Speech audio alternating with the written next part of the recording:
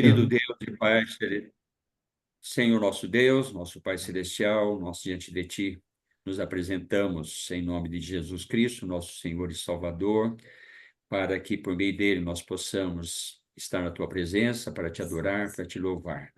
Senhor, quando nós nos detemos na Tua grande obra, feita em Cristo Jesus, que por Teu grande amor com que nos amou, a ponto de dar-nos o Teu próprio Filho para morrer por nós, sendo nós ainda pecadores.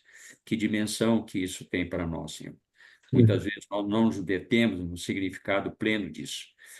E isso representa algo extraordinário, que é Tu mesmo vindo pelo Verbo, encarnando-se naquele que foi gerado pelo Espírito Santo em Maria, para que ali se tornasse, Senhor, manifesto a Tua própria pessoa por meio de Jesus Cristo.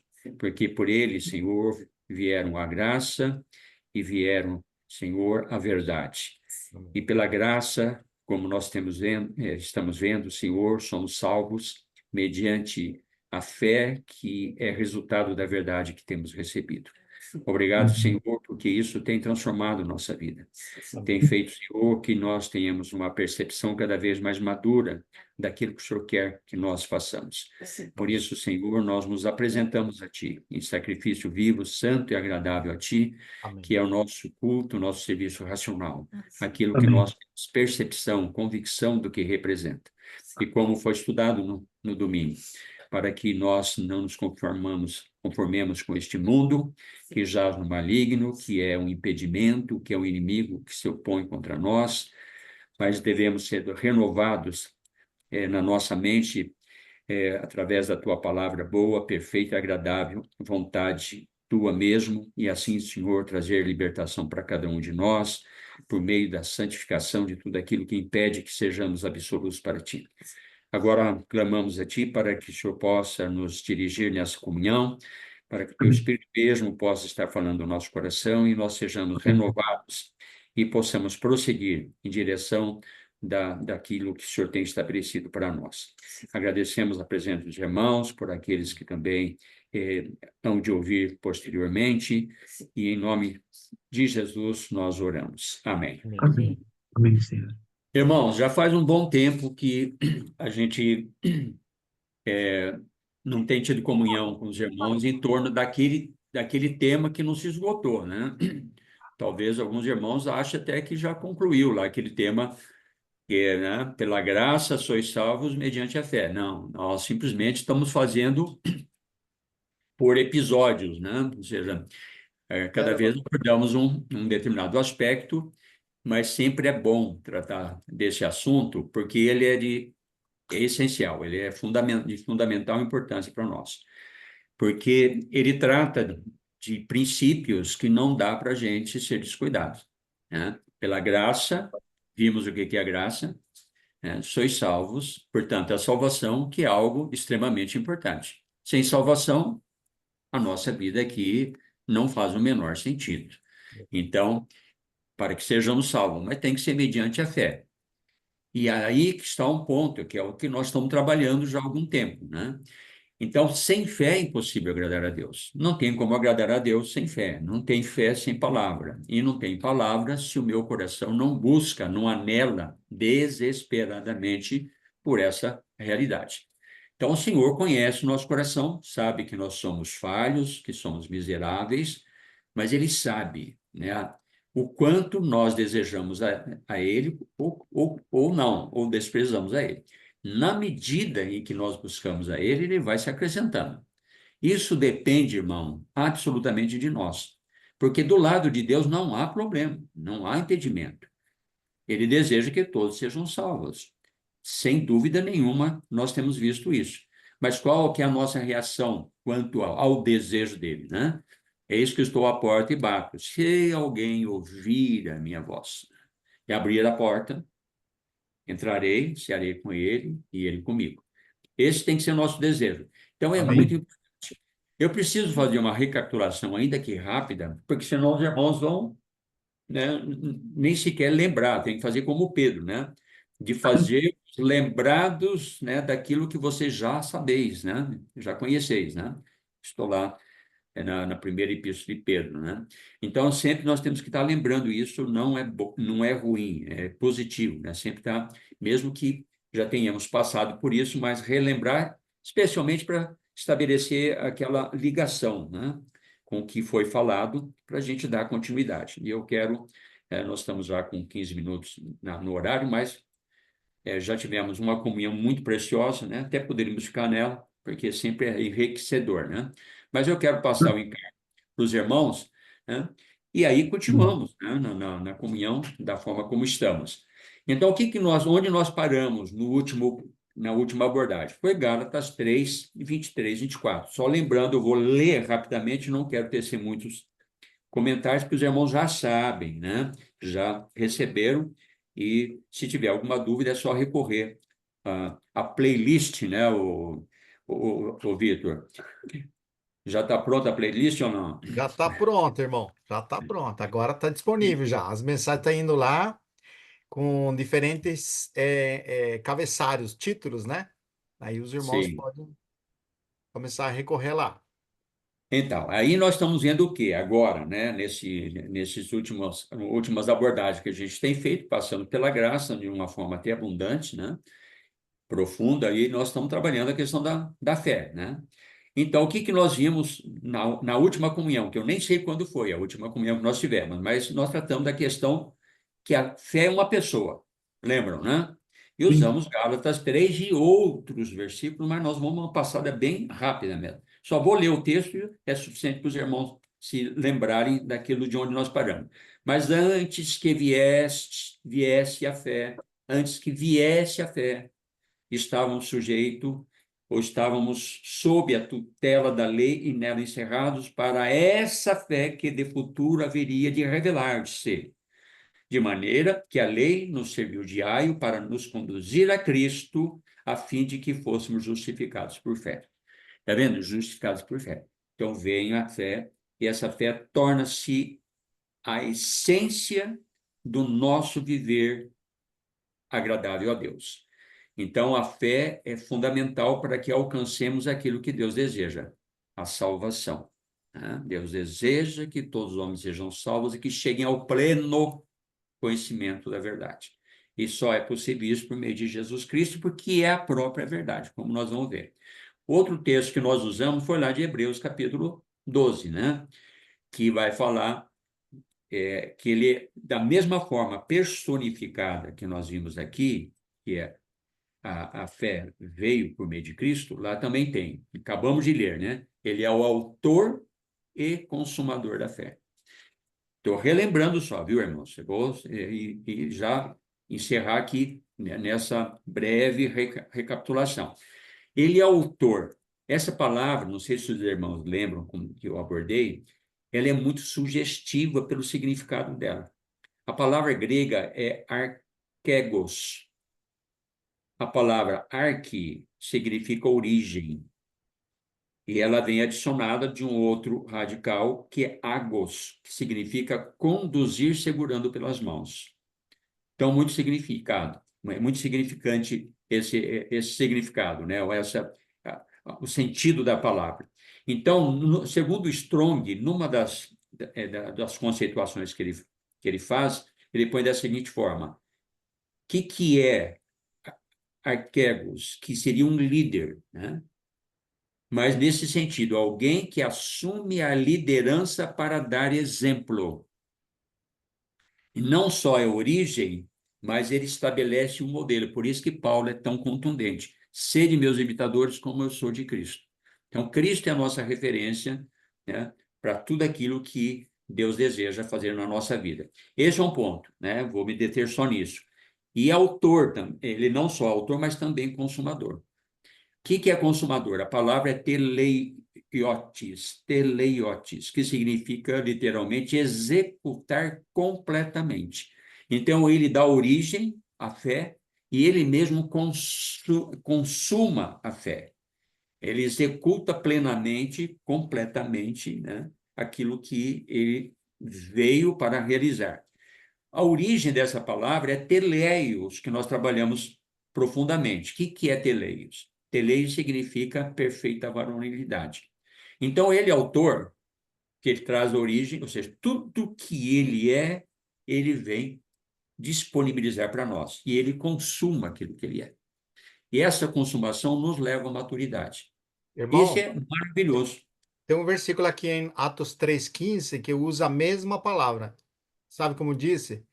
De Sim, pode falar. sorte matastes autor da vida, a quem Isso. veio ressuscitou dentre os mortos, e de que nós somos testemunhas.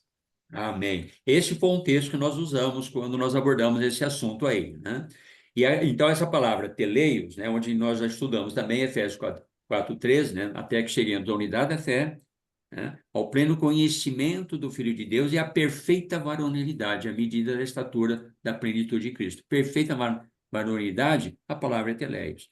Então, ele está produzindo isso em nós. Todos esses elementos é em Cristo que encontra. Então, irmãos, é muito importante nós entendermos o que é a fé. Vejam bem, a fé, ela é apresentada com a palavra fé, que é pistis. Ela aparece 227 vezes. E pisteu, que é crer, que é uma variação da palavra pix, ela aparece 227 vezes. 220 vezes, 227 e 220 vezes. Então, olha a quantidade de referências que tem sobre esse assunto. Isso não é por acaso, porque isso é de fundamental importância, né? Agora, o que nós vamos ver hoje é um aspecto, um detalhe dessa questão. É uma concentração naquilo que é fé, para poder entender os desdobramentos dessas inúmeras citações. E nós vamos chegar nesse ponto. Eu quero fazer uma conexão com aquilo que o Vitor abordou no domingo, porque tem muito a ver com o que nós estamos vendo. Porque, claro, irmãos, nas Escrituras tudo é harmônico, tudo está correlacionado, né, numa dimensão ou outra, mas está ligado. Porque toda a revelação de Deus nas Escrituras, ela é progressiva e acumulativa. Ela vai avançando em nós e vai se acumulando, formando um depósito espiritual em nós, que é o habitar ricamente da palavra de Cristo no nosso coração. Então, essa relação nossa, nós estamos indo em direção da meninice para a maturidade.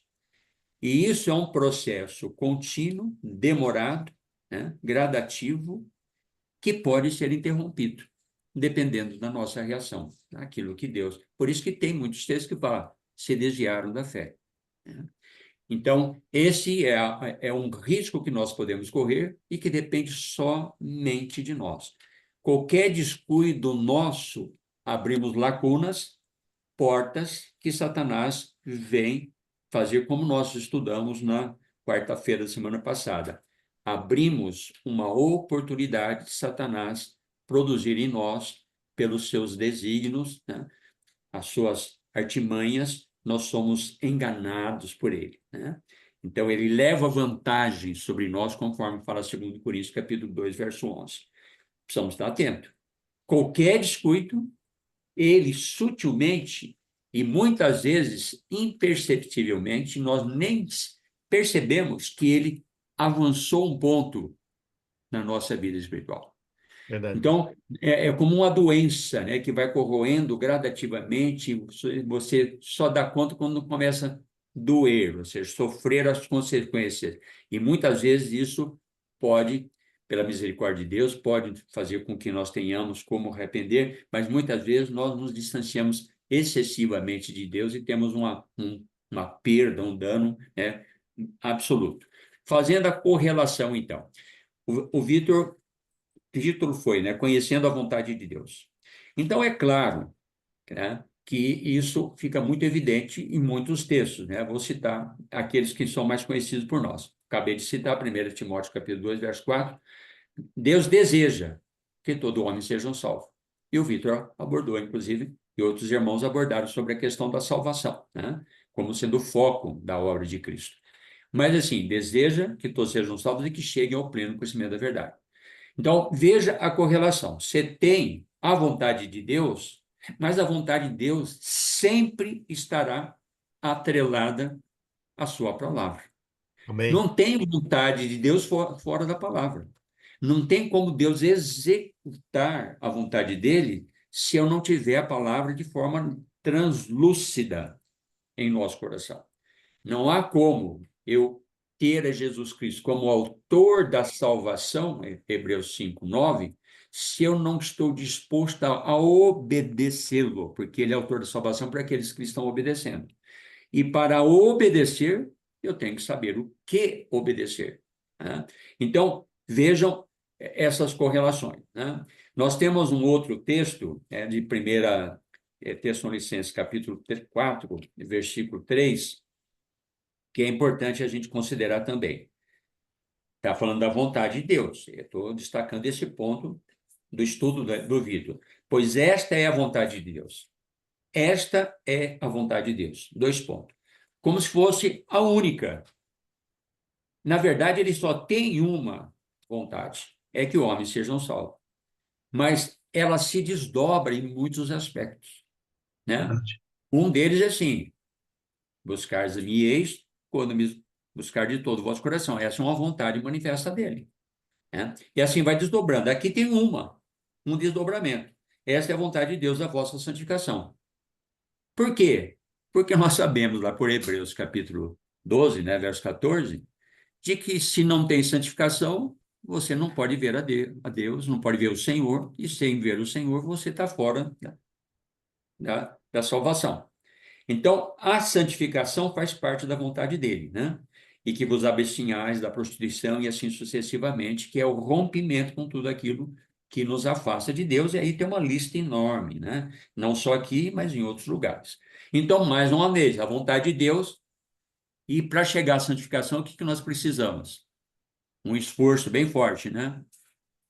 O que é a santificação? Santifica-os, na verdade, tua palavra é verdade. Aonde que eu tenho santificação? Na Só na verdade, palavra. é a É. palavra dele. Ou que é a mesma coisa, né? Porque ele se nos tornou da parte de Deus, né? Sabedoria, justiça, santificação e redenção. Então, não tem santificação fora de Cristo, fora da palavra. Ou tem pela palavra a Cristo. Porque sempre tem que ver. Eu não posso ter Cristo se eu não tenho a palavra. Eu não posso ter a palavra se eu não tenho Cristo. As duas coisas estão ligadas. Não tem. Exato. Exclui uma coisa, você não obtém a outra. Eu não tenho Deus se eu não tenho Cristo. Porque só por Cristo que eu sou levado a Deus. E assim sucessivamente, né, irmãos? Um outro texto importante para nós é Efésios capítulo 6, verso 11, que vai dizer, foi tratado também, né? De uma maneira talvez não intensa, mas foi, né, nas entrelinhas, foi tratado sobre a nossa luta espiritual. E lá vai dizer, no verso 11, né? 6:11, vai dizer assim: revesti-vos de toda a armadura de Deus para poderes ficar firmes contra as ciladas do diabo. Então, a cilada do diabo. Por quê? Porque o diabo ele vem em contraposição daquilo que Deus está fazendo em Cristo Jesus, que é trazer a salvação. Satanás vem no sentido oposto. Satanás nunca vai se render ao trabalhar de Deus na nossa vida. Pelo contrário, ele vai ficar muito irado contra isso e ele vem sempre com esforço dobrado no sentido de nos abater nesse sentido. O que eu tenho que fazer? Como vai dizer em 2 Pedro capítulo 5, né? Fala assim, que lá vai dizer assim, me fugiu o texto agora, de qual tenho que ir lá. Segunda Vai Pedro, falar, capítulo 5. resistir na fé, né? Mas antes de resistir na fé, ele vai falar assim, no versículo 8, sede sóbrios e vigilantes. 2 Pedro 5, 8, 9. Sede sóbrios e vigilantes. O diabo, vosso adversário, anda em derredor como leão que ruge procurando alguém para devorar. Então, Satanás está com isso em cargo. Ele está sondando a presa. E ele vai pegar qual? Aquela que está enfraquecida, né? Que está mais suscetível, né? Aos seus ataques. Mas qual que é a solução? Resistir-lhes firmes na fé. Então, essa é a forma. A fé. Quando a gente vê em Efésios aqui da armadura de Deus, pode ver que a essência da armadura de Deus é a palavra de Deus, né? Pegando como ápice, né, a questão da espada do Espírito, que é a palavra de Deus, com toda oração e súplica, orando a todo tempo no Espírito. Então, fazendo esse link, irmãos, Já estou na metade do tempo, né? Mas vamos prosseguir aqui. Vamos ver agora, irmãos, um ponto que é importante sobre a questão da fé. Todos esses 447 versículos que tratam da fé, nenhum deles, com exceção de um, vai dar definição para a fé. Então, nós precisamos ter uma definição como que é uma referência precisa para que as outras abordagens sobre a fé tenham uma sustentação, uma referência, né? Um fundamento onde nós nos posicionamos. Então, é importante a gente fazer essa abordagem, né? Ainda aqui rapidamente, mas é importante. Então, veja bem, a palavra fé, como eu já disse, é pistis, né? Que aparece 227 vezes, como eu disse. E pisteu, que é crer. As duas coisas significam a mesma coisa, só que eles têm um funcionamento diferente. A fé é uma coisa e o crer é outra coisa. Então, precisamos fazer essa ligação para nós saber o nosso posicionamento. Então, primeiramente, a questão, vamos ver o que significa, vamos tentar, né, com a graça do Senhor, tentar ajudar os irmãos e a mim mesmo ser ajudado, para entendermos essa questão. Quando fala assim, Hebreus 11:1, né, a fé então, a fé, essa palavra fé, ela é substantivo. Eu não estou dando aula aqui de gramática, mesmo porque eu estou desqualificado para isso. Mas a questão do significado é importante. A palavra aqui é substantivo, que aparece aqui. E eu já vou antecipar, não ia falar isso nesse momento, mais para frente, mas já vou antecipar. A palavra crer, que é uma variação de pistes, que é pisteu, é verbo. Então, você tem o substantivo, que nós vamos ver o que é, e tem o verbo, que é a ação. Para ter ação, eu tenho que ter ação baseado em alguma coisa. Certo? Eu só creio em alguma coisa e só reajo com base em alguma coisa. Senão você vai reagir no vazio, ou na suposição, ou na influência externa. É aí que corre o risco. Por isso que precisamos amadurecer nessa questão. Isso é fundamental. Então, por que é importante essa questão? Os irmãos vão perceber. Por que substantivo? É interessante entender o que é substantivo. A palavra é substantiva por quê? Por que chama-se substantivo? Porque dá definição a substâncias. Nós precisamos de ter a definição, porque se eu não tenho a definição, fica vago, né? Então, o que significa isso? De uma maneira um pouquinho mais clara, representa uma coisa percebida, concreta ou real para mim. É isso que é algo chamado substantivo.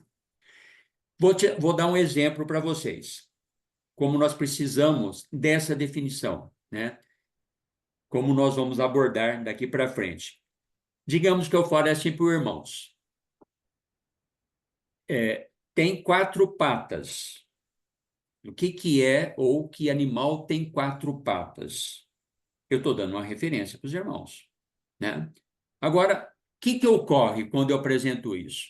Tem 4 patas. Dependendo da nossa imaginação, eu posso pensar num elefante, numa girafa, num touro, num cavalo, num bode, num cabrito, num cachorro, num gato, e assim sucessivamente. Mas essa limitação, ela pulveriza demais o conceito, tá certo? Porque isso é apenas uma característica daquilo que eu quero que seja palpável para aquele que eu estou transmitindo a mensagem, tá certo? Agora, por exemplo, se eu falo cão, não clareou na mente dos irmãos? Quando eu falo cão, por exemplo, eliminou o gato, eliminou o coelho, eliminou o cabrito e assim sucessivamente. Definiu, né? Por quê? Aí é substantivo. Você tornou concreto e real aquilo que você está mencionando. Mas tem ainda uma questão, tem a questão da variação. Porque se eu falo cão, provavelmente eu penso na minha cachorra que está aqui no nosso lado aqui. É uma vira-lata com a cor assim, com tamanho assim, assado. Mas se o Paganelli tiver um pastor alemão, que é o dobro do tamanho da minha, ele vai ter uma autopercepção. Se outro tem um poodle, ou seja, tudo é cão, mas com variações, né? Assim também acontece com relação à fé. Pode ver que há uma variação infinita em relação, né, à maneira como as pessoas reagem por fé, né? Isso nós vamos ver no decorrer das nossas considerações. Lá em Efésios capítulo 4, verso 5, vai falar que há uma só fé. Se há uma só fé, exclui a possibilidade de você ter variações de fé. Mas, na prática, nós sabemos que há. Portanto, há necessidade, nós temos uma percepção um pouco mais refinada sobre essa questão, né? Então, o problema é o seguinte, irmãos, assim como acontece nesse exemplo primário, né, infantil que eu dei, né, só para ilustrar, a essência da fé é de natureza espiritual. Somente teremos realidade dela, da fé, por meio do Espírito. E que, evidentemente, por meio da palavra. Então, aí que está a importância da palavra, porque senão eu vou lançar, né, a minha imaginação, o meu sentimento, a minha alma, né, o meu zelo, né, tem zelo por Deus, mas sem entendimento que está relacionado à fé. Aí produz o quê? A justiça própria. Há um desvio quando nós não temos a percepção correta. Então, irmãos, quando a gente está tratando dessas questões, pode parecer uma coisa assim muito desnecessária, né? Não, é uma coisa, né, que parece que todo mundo sabe, que entende o que é como se estivesse querendo ir a fundo excessivamente, aprofundar demasiadamente num assunto, né, que a gente está há tempo trabalhando. Mas não, porque a maturidade, a percepção clara, concreta, vai desse nosso trabalhar. Senão sempre tudo fica na superficialidade e nós acabamos nos satisfazendo com essa superficialidade, como nós falamos anteriormente. Achamos isso natural, normal, normalizamos aquilo que Deus não quer que seja dessa forma. Porque Deus deseja o pleno conhecimento da verdade e o pleno conhecimento do Filho de Deus. Irmãos, não há como há necessidade de nós reagirmos nessa direção. Tá certo? Então vamos ver alguns versículos que mostram que a essência da fé é de natureza espiritual. E sem esse posicionamento nosso, nós não conseguimos avançar. Então, por exemplo, Romanos 10, 17. A fé vem pelo ouvir e ouvir da palavra de Deus. Então, veja bem, aí dá um princípio, nós já trabalhamos bastante sobre a questão. Não é o ouvir que faz a fé ser madura, ela é a porta de entrada. Lembram quando nós tratamos disso? Até usamos muito a parábola do semeador para tratar dessa questão. Vocês estão lembrados, né? Então, Sim. a fé vem pelo ouvir e ouvir da palavra de Deus, evidentemente, da genuína palavra de Deus, né? Agora, o que nós temos? Como que a fé vem pelo ouvir? Está relacionado com o quê? 2 Coríntios 3, 17. O Senhor é o Espírito. E onde está o Espírito do Senhor, aí há liberdade. O que o Espírito, tá vendo? Está falando da questão da fé, é uma questão de natureza espiritual. Aquele que se une ao Espírito, né, é um Espírito com ele. E onde está o Senhor é o Se uniu ao Espírito, onde está Senhor. o Espírito do Senhor, aí há liberdade. Veja bem, o que o Espírito em nós produz? Liberdade. O que é que produz liberdade em nós? João capítulo 8, verso 31, 32. Se permanecerdes na minha palavra, verdadeiramente sereis meus discípulos e conhecereis a verdade libertará. Então percebe que a realidade espiritual, ela tem um elo, ela tem interdependência de elementos que sem o qual nós não conseguimos cumprir aquilo. Por exemplo, andai no Espírito. Eu desafio os irmãos, ande no Espírito sem conhecer a palavra. É possível? Não, Paganelli falou sobre oração. Ore a Deus sem conhecimento da palavra. Vai ter oração agradável a Deus? não. Nós tivemos o exemplo lá do fariseu. Ele está orando a Sim. Deus. Mas era agradável aquela oração? Não, porque estava Não. desajustada em relação ao propósito de Deus. Tudo está vinculado uma coisa à outra, né? E o verso 36 do capítulo 8 fala assim: se conhecerdes o Filho, verdadeiramente sereis livres. Então, nós temos três coisas que nos libertam de fato: a palavra, o Filho e o Espírito, né? Que produz essa realidade que nós tanto necessitamos, né? Aí nós já citamos, vou citar novamente lá Efésios 4:13, né? Até que cheguemos à unidade da fé, ao pleno conhecimento do Filho de Deus, à perfeita varonilidade, à medida da estatura da plenitude de Cristo. Então, essa maturidade, né, pode ver que ela passa por esse processo. Unidade da fé. Onde que eu tenho a fé? No ouvir da palavra. De que forma? Estando em Cristo, estando no Espírito. Senão, não tem essa realidade. E aí você tem o pleno conhecimento do Filho de Deus, que leva à perfeita varonilidade, à estatura da plenitude de Cristo. Então, essa varonilidade é que ele é autor e consumador da fé, é isso que ele quer produzir em nós. Aí nós conhecemos bem o texto lá de 1 Tessalonicenses 2:13, né? Muito repetido por nós, mas vale a pena a gente dar uma passadinha rápida nele para a gente ir ganhando tempo, que eu quero fechar, os irmãos precisam me ajudar no sentido de eu concluir pelo menos essa parte, né? Porque senão sempre vai deixando um pedaço.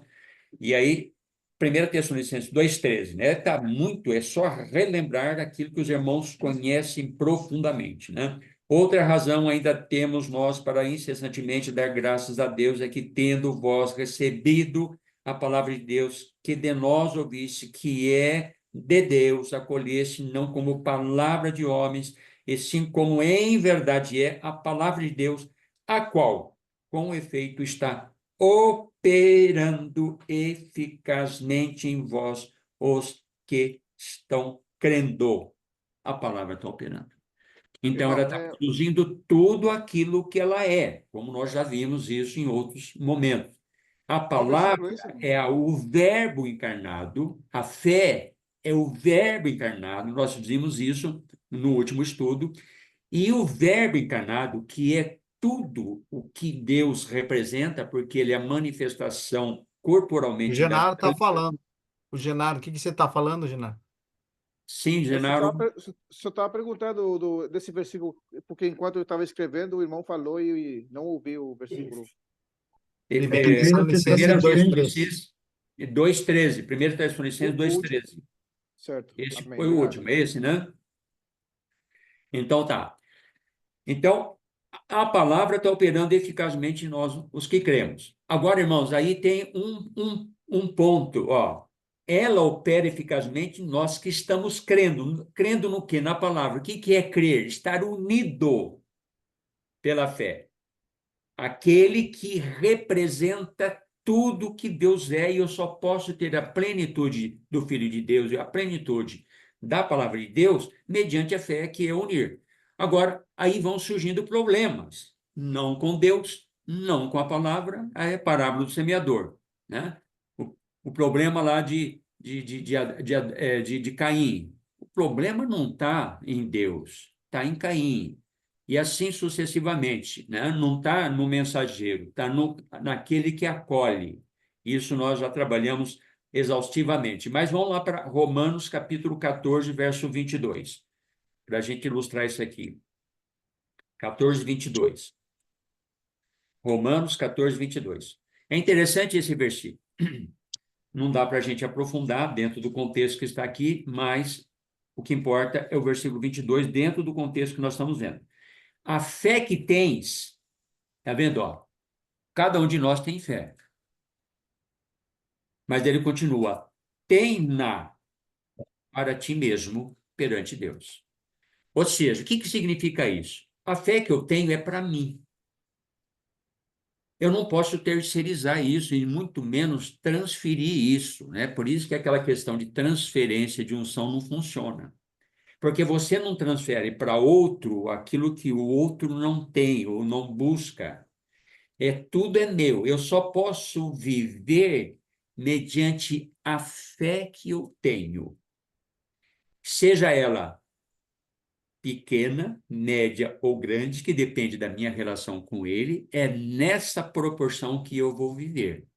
Mas Não é que Deus esteja satisfeito, não. É verdade que você tem pequena fé, então tudo bem, não tem problema, viva dessa forma. Não é isso o contexto das Escrituras. Mas tem um outro ponto que está aqui no capítulo 14 mesmo, no versículo 1, tem um aspecto interessante para a gente considerar. Só para considerar rapidamente, que os irmãos vão entender perfeitamente o que a gente está querendo passar para os irmãos. Diz assim: acolhei ao que é débil na fé. O que é débil na fé? É uma situação que a gente pode considerar como normal do ponto de vista espiritual? Não. Não. Ou seja, mas isso não exclui a possibilidade de existir aqueles que estão nessa condição. Sim. E é evidente, de acordo com o contexto aqui, que aquela pessoa precisa de um certo cuidado, né? Mas no cuidado do quê? Dela permanecer naquela condição? Não. Não. É no sentido dela sair daquela condição, né? Então, por isso que tem que haver tolerância de quem aqui no contexto? Daquele que é maduro da fé, né? Pode ver que ele vai dizer assim, ó, deixa eu ver se eu localizo aqui.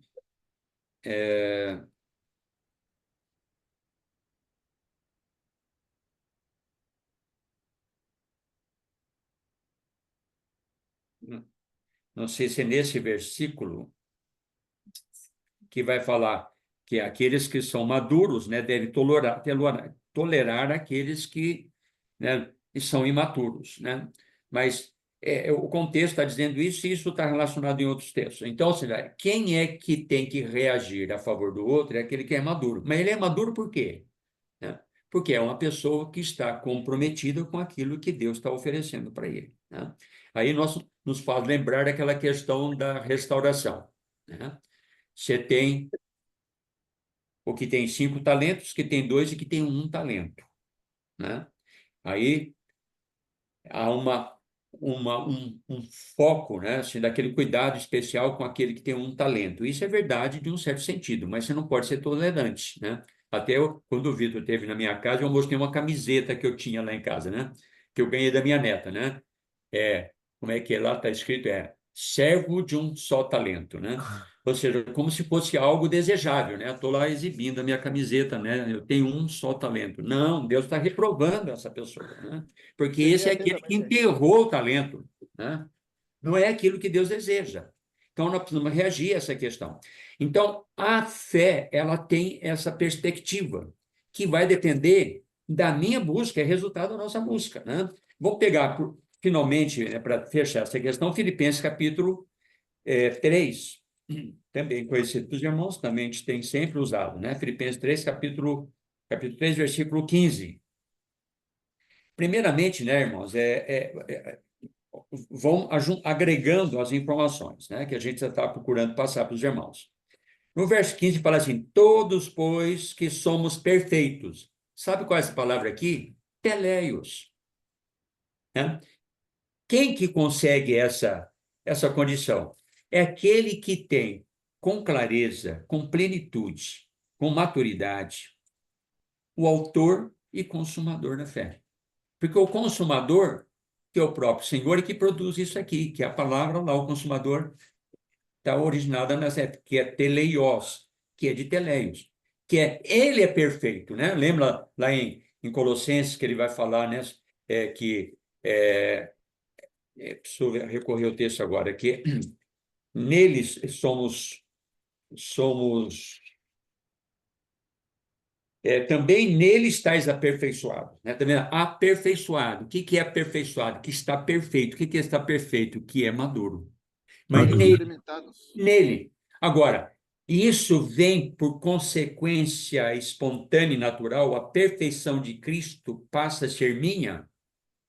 É ser ingênuo a imaginar que seja dessa forma. Olha, vamos lá para Gênesis, lá para Abraão. Ande na minha presença e seja perfeito. Por que ele vai ser perfeito? Porque está na presença de Deus, ou seja, está compartilhando, é o amigo de Deus, tem intimidade com Deus. Seria Então, que está no perfeito? oi? Seria ele está no perfeito. Sim, Ele é no não, perfeito. exatamente. Exatamente, né? Ou seja, você está desfrutando, você está permanecendo naquilo que te oferece. Por isso que é assim, irmão. Só podemos nos apropriar do que Deus é em Cristo Jesus. Só que tem que permanecer. O problema nosso é que nós não permanecemos, né? Você vê que isso aí é João 15 mesmo, né, irmão? João 15, né? João 15 e tantos outros, né? Ou seja, a ponto de chegar lá que o Vitor citou esse texto, lá 1 João 3, né? 5 e 6, né? Nele não existe pecado. Aquele que está permanecendo nele, gerúndio, não peca, presente do indicativo. Só que lá está invertido. Quando fala assim, aquele, que está permanecendo, né? Está invertido os verbos lá, trazendo uma confusão na interpretação. Se eu estou permanecendo nele, eu estou permanecendo, como o Genaro falou, no perfeito. Se eu estou no perfeito, se eu gero imperfeição, tem duas coisas acontecendo. De duas, uma está acontecendo. Ou está gerando imperfeição porque Deus é imperfeito, ou está gerando imperfeição porque eu sou imperfeito, por não estar no perfeito. E a resposta é óbvia, né? Por que que gera essa questão? É simples de entender, né? Não há como pensar de forma diferente. Muito bem, irmãos, vamos avançar para fechar essa questão. Agora, há muitas versões nas Escrituras, e nesse ponto aqui, todas elas procuram a melhor definição quanto a essa questão, que a fé é um substantivo e, portanto, substantifica, torna real aquilo que aparentemente é teórico, né? É algo não palpável, mas não é assim, tá? Porque pode ver, nosso serviço racional, né? Desejai ardentemente, como crianças recém-nascidas, o genuíno leite espiritual que fala lá, mas não é espiritual, é leite racional. É pura razão. A fé é razão, porque eu estou convicto. 1 Tessalonicenses 1:5, Colossenses 2, o capítulo 1 quase que inteiro, né? Até o versículo 3 do capítulo 2. Nesse caso não é uma razão natural, né? Não, mas é uma razão dentro do espírito. Sim, o espírito, mas afeta o querer. Melhor dizendo, Genaro, afeta a mente, a razão. Qual que é a estratégia de Satanás? 2 Coríntios 4, 3, 4. O Deus desse século cegou o O quê? entendimento. O O entendimento. sentimento?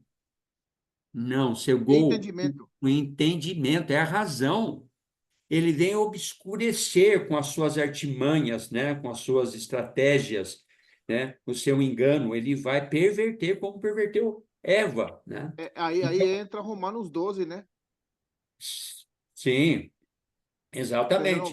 Ser renovado a mente com a palavra. Exatamente. Muito bem lembrado esse texto aí que nós citamos agora há pouco, mas ele está mostrando qual que é o caminho para opor a 2 Coríntios 4:13. Olha, o seu serviço racional. Está vendo? Como eu tenho razão, o que produz em mim? Primeiramente, vai produzir em mim que eu não sou daqui de baixo. A minha pátria está nos céus. Por isso, sabendo que eu sou peregrino, que estou de passagem aqui, eu não vou me conformar com este mundo. Deve Perdão. tomar a forma do mundo. Ou seja, se eu estou claro, eu não vou permitir que este mundo, que é tão atrativo, que usa de tantas artimanhas, né, Satanás, com seus instrumentos, como nós vimos na quarta-feira passada, ele vai nos cegar, vai nos fazer é, ficar insensíveis para a realidade. Mas quando eu tenho a razão, o serviço racional, lógico, que é a palavra grega, eu reajo primeiramente, não sou desse mundo, a minha pátria está celestial. Se está celestial, não adianta eu investir aqui embaixo, em todo sentido, não é só financeiramente, mas na pátria celestial, né?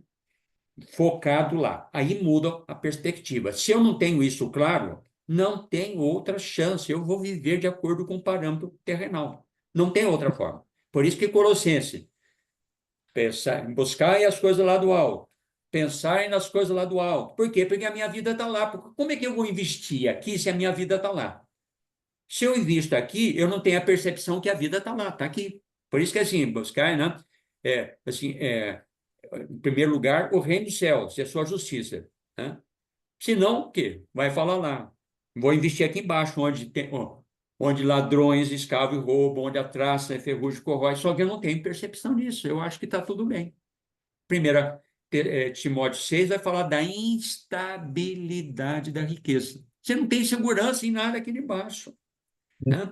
Está tudo lá em cima. Então, voltando para o que o Genaro está falando. Por isso Não que me é irracional, né, irmão? racional, puramente. E por essa razão, eu não me conformo com o mundo. Ao não me conformar com o mundo, o que que eu faço? Mas transformai-vos. A palavra transformar está em oposição a conformar. Conformar é tomar a forma, e transformar é mudar de forma. Mudar de forma. Está percebendo ali a clareza do Sim, texto? Ou seja, sim. conformar, eu ganho aquilo que Satanás é e representa e dentro daquilo que o meu coração ama. Mas ao ter a percepção racional, eu vou abandonar isso, como Paulo fala em Gálatas 6:14. Estou crucificado para o mundo e o mundo para mim.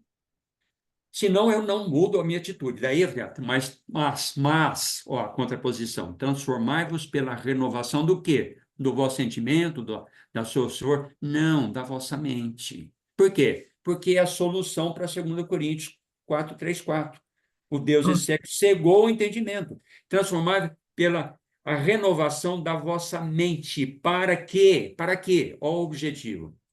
Para que possais transformar para que possais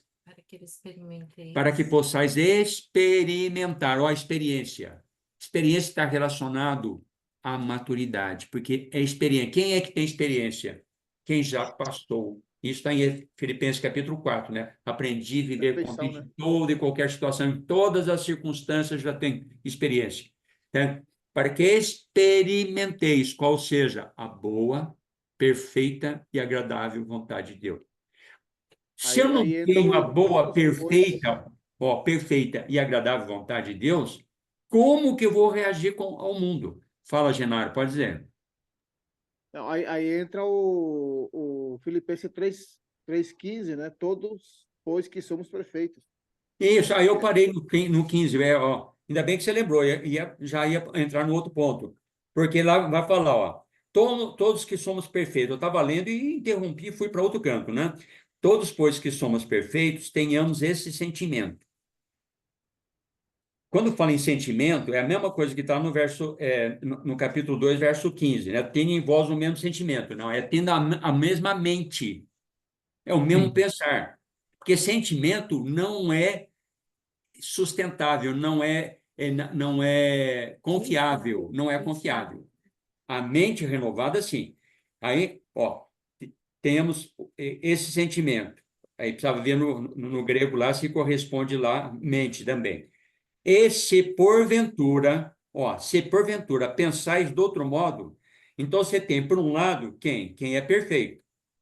Mas, por outro lado, você tem aquele que é maduro, a fé que tem para ti mesmo, mas você tem o débil na fé. Mas o que tem é perfeito, ele está claro. Mas se alguém, e isso é possível e corresponde até à maioria, né, não tem esse sentimento maduro, essa percepção de maturidade. Não está nesse modo, nem nós estamos num processo. Né? Se pensais do nosso modo, também isto Deus vos esclarecerá. E é interessante aqui, viu, irmãos, que esse Deus vos esclarecerá, sabe como ele acontece? Sentado na sala, no sofá, assistindo televisão. É assim que acontece? Não, Não. Não, Deus não esse vai, não. não vai produzir crescimento espiritual naquele que não está buscando, irmão. Como se isso aqui fosse automático. Não, você não tem essa maturidade, mas fique tranquilo que Deus vai te esclarecer. Alguém pode ter essa percepção. Agora eu pergunto para os irmãos com sinceridade: será que é isso que o texto está dizendo? É a mesma coisa de falar que o Espírito vai te lembrar de todas as coisas, se você não tem uma palavra no Aí coração. que tá. É a mesma coisa. É a mesma coisa, né? E Agora, tem um verso diferencial 16. também, irmão Eber, tem um diferencial em relação à busca, né? é o contentamento, que a gente às vezes se torna um buscador, mas vai nas fontes erradas também. Tem isso, né, irmão? Claro, tem tudo isso aí, né? É por isso, irmãos, que nós temos que trabalhar, lapidar todo esse tesouro, para a gente Amém. poder ir percebendo os detalhes que muitas vezes estão ocultos. Muitas vezes não, na maior parte das vezes, quase que na totalidade das vezes. Só que nós precisamos lapidar, né? Precisamos garimpar para extrair esses tesouros que estão ocultos, né? A gente tem tido experiência que quanto mais mexe com a palavra, mais é, é, se manifesta, né? Claro, por isso que eu tenho Verdade, falado, que é irmão. progressivo e acumulativo. Sim. Nunca vai acontecer por osmose, como a gente fala, né? Por uma consequência natural. Não. Ela tem causa-efeito. Né? Por isso que é assim, se alguém quer, tem que querer. Vir após mim. Ótimo, precisa querer. Só o querer resolve? Não. Não. Tem que negar a si mesmo. Negar a si mesmo resolve? Não, tem que tomar cruz, porque eu posso negar a mim mesmo. A hora que a cruz aparece, eu espano. Então, é todo um processo que está envolvido lá, tá certo? E aí o verso 16, todavia andemos de acordo com o que já alcançamos, que é a mesma coisa lá do débito da fé, né? Ou seja, a fé que tens, tem para ti mesmo. Agora, nós não podemos estar satisfeitos com o que nós temos, né? Então, por isso que Paulo vai falar: uma coisa eu faço, esquecendo-me das coisas que para trás ficam, avançando para aquelas que diante de mim estão. Prossigo para o alvo, para o prêmio da soberana vocação de Deus em Cristo Jesus. Pode ver que é uma progressão, irmãos. Tá? É um avançar contínuo, né? Hebreus 12, que nós não citamos, que fala do autor e consumador da fé. Como é que fala lá? Corramos com perseverança a carreira que nos está proposta. Não é para ficar sentado na sarjeta. É Sim. para correr com perseverança, não é de qualquer jeito. Senão você não tem a realidade do autor e consumador da fé. Sim. Não tem. A gente vai continuar o texto lá, nós vemos como é que Cristo conquista a condição de ser autor e consumador da fé, né? Embora sendo filho, né? Ele, embora sendo filho, Aprender a obediência pelas coisas que sofreu. aprendeu a obediência, aprendeu, né? Não é que alguém falou, ó, o negócio é assim, assim, assado. Não, ele tem que aprender. Obediência pelas coisas que sofreu. Em troca da alegria que lhe está proposta, a fé suportou, né? A Pelo grande preço, vergonha, né? a grande desonra, né? Em troca da alegria que lhe estava proposta. E por isso que nós temos que reagir dessa forma. Muito bem, irmãos. Irmão, só um instantinho. Aquele texto que você citou de Hebreus 12 é para correr com perseverança a carreira que está proposta, e você falou que não é de qualquer jeito, né? Olha de Não, que jeito que é, ó. É é, olhando firmemente para o autor e consumador da fé, Jesus. exatamente, tá? E esse olhar aí entra dentro do princípio de Romanos 10, 10, 17. Lá fala, a fé vem pelo ouvir. E olhar para Cristo, só olhar, né? Como é que eu olho para Cristo? Só posso Firmemente. olhar para Cristo mediante a fé na Né? palavra. E Sim, também, então, assim, não, basta ler a palavra, pronto, está resolvido. A gente sabe que não, porque aí tem todo o contexto. Por isso que nós não podemos pegar textos isolados, né? Porque Deus conhece todas as coisas, mas o que Ele quer é o nosso coração. Ele quer a sim. reação nossa, né? Então, vamos lá, irmãos, que eu quero concluir com os irmãos aqui, olha. Primeira definição que eu vou usar para os irmãos aqui, rapidamente, é a versão King James, que diz assim, ó: ora, a fé é a substância, tá vendo, ó? Tem aquela relação com a questão do verbo ser substantivo, que é a concretização da, né, definição da substância, tá?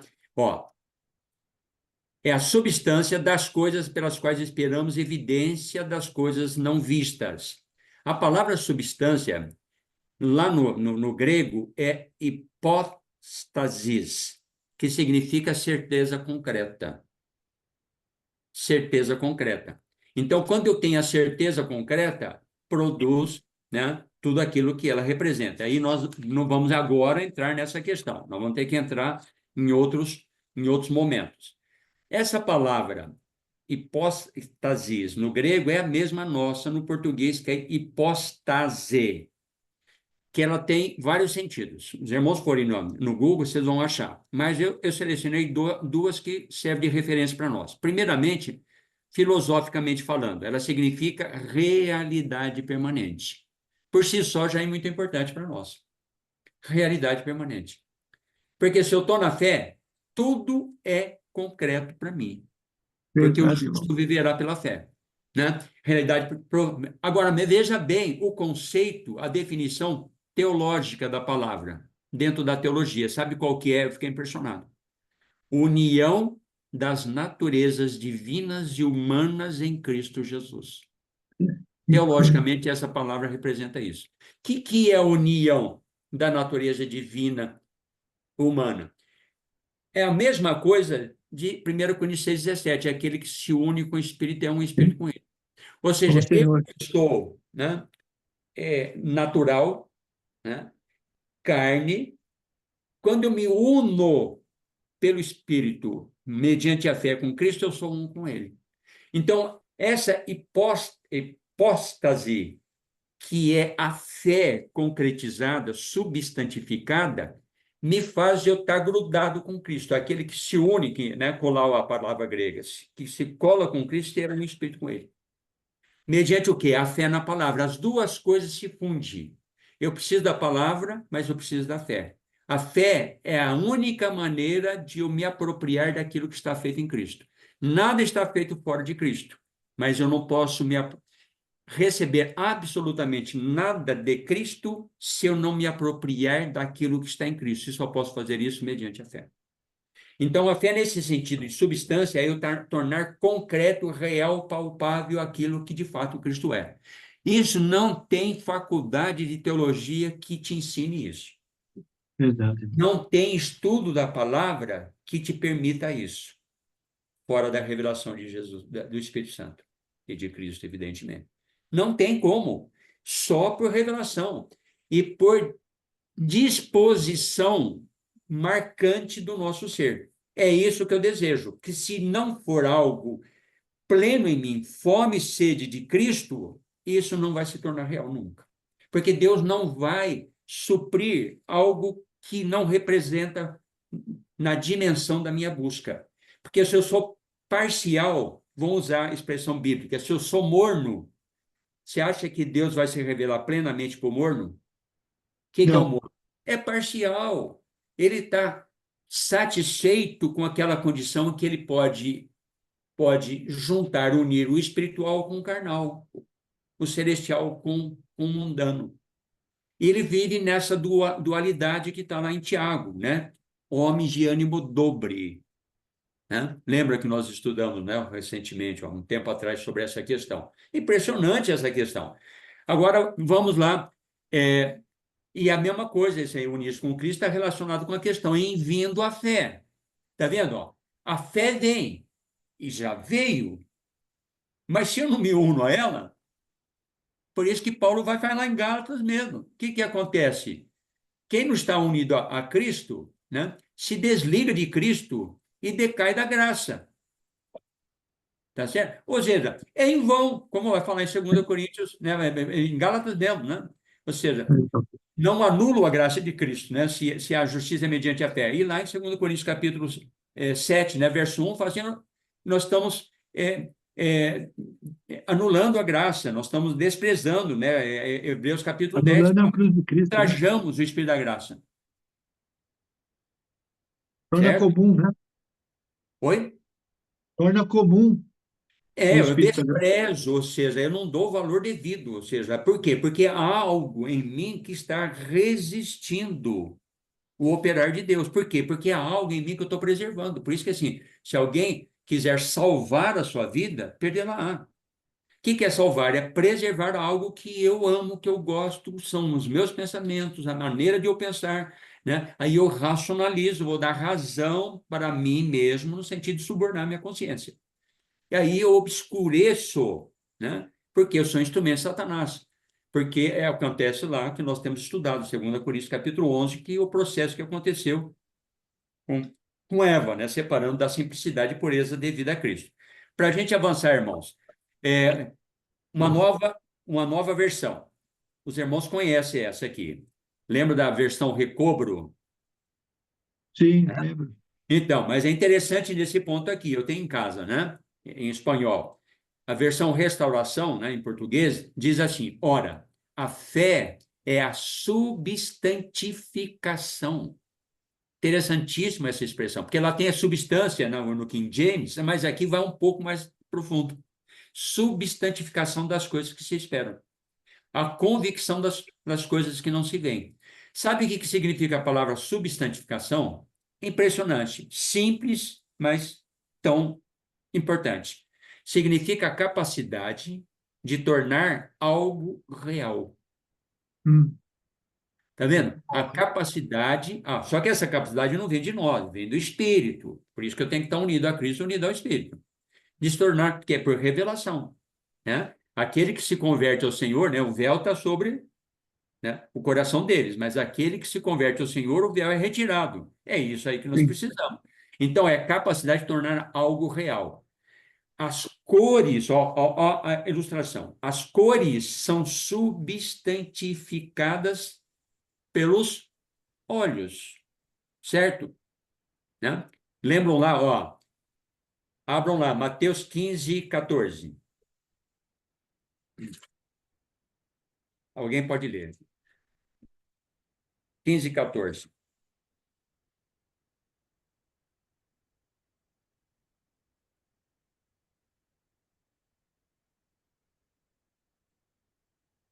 Deixai-os, são cegos, guias de cegos. Ora, se um cego guiar outro cego, cairão ambos no barranco. Isso. Lá em Mateus 23, que o Vitor usou recentemente, né, falando dos fariseus, aparece 5 vezes. E fariseus, escribas, hipócritas e cegos, né?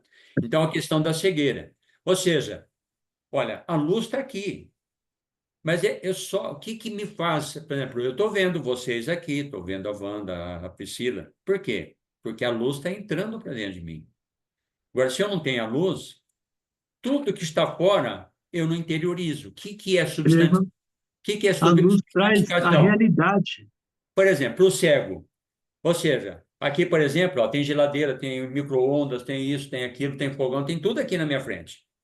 Mas se eu sou cego, essas coisas deixaram de existir? Não, Não. Eu só não estou substantificando. Vocês estão percebendo a relação? Como é que é? Aí eu vou citar rapidamente, os irmãos não precisam nem abrir. São os olhos da lâmpada do corpo. Se os teus olhos forem bons, todo o corpo será luminoso. Se, porém, os teus olhos forem maus, todo o teu corpo estará em trevas. sim. Caso a luz que traz a percepção das coisas, que em ti sejam trevas. Você tem luz, mas essa luz é a ótica distorcida da luz verdadeira, né? Tu és o manancial da vida, em ti, na tua luz vemos a luz. Se eu não tenho a luz de Deus, tudo está distorcido, né? Com grandes trevas serão. Então, essa é a questão. Aí, continuando, ó. As cores são substantificadas pelos olhos. Os sons são substantificados pelos ouvidos. Assim, uma coisa é os objetos existirem. Outra é eles serem substantificados desta forma. As coisas espirituais são substantificadas, tornamo-las real, concretizadas pela fé. Que bom. Sem a fé, isso não é possível experimentá-las com a realidade. Então, vou citar 2 textos rapidamente para a gente passar para o próximo ponto. João 6,35 fala assim: aquele que está vindo a mim jamais terá fome. Olha só, está vindo a Cristo, não vai ter fome. Evidentemente que essa fome não é física, mas espiritual. Por quê? Porque está indo a Cristo, que é a fonte de todas as coisas. E quem está crendo em mim jamais terá sede. É interessante que assim, ouvir não me deixa passar fome, mas o crer não me deixa ter sede. Qual a coisa mais importante? Ter fome saciado ou sede saciada? Sede. A sede. Ou seja, eu posso ficar 30, 40 dias sem comer, mas sem beber, você não passa de uma semana. né? Acho que não chega nem a isso. Tá certo? Então, porque estou indo, está no gerúndio, e crendo nele, tem essa realidade. E lá no versículo 57, ele vai dizer assim: quem está crendo em mim, é, é, É, o que Assim vi, como o Pai assim que como me o Pai vive e me vive em enviou, mim e me enviou, e igualmente eu vivo pelo Pai. Também quem de mim se alimenta, por mim viverá. quem por mim está se alimentando, por mim viverá. Então, esse viver meu, ele está pré-condicionado a eu me alimentar de Cristo. E só posso fazer isso mediante a palavra, pelo Espírito Santo, para ter revelação, porque aí eu vou substantificar aquilo que ele representa. Vamos para mais uma, irmão, versão, que é Almeida Corrigida Fiel, que vai falar assim: a fé é o firme fundamento. Nesse sentido, a palavra hipóstase, ela ganha uma outra conotação. O que é fundamento? Lembra, ó, que nós vimos a questão de quingemes, substância, recobro, substantificação, tudo a mesma palavra, porque são variáveis da mesma palavra, que tem essas conotações diferenciadas, mas que convergem para a mesma realidade. Aqui ele vai falar de fundamento, que a maior parte das versões, né, trazem dessa forma também, fundamento, né? Então, é o firme fundamento. Nesse sentido, a palavra hipóstase significa algo colocado sobre um fundamento, posicionar-se sobre algo sólido. Quando tenho a solidez daquilo que eu estou me sustentando, lembra lá da casa construída sobre areia e sobre a Sim, rocha? Não sim, importa os ventos. O vento vem para uma e para outra, mas só uma se sustém. Por causa de quê? Da forma como foi construída? Não, na forma que está alicerçada.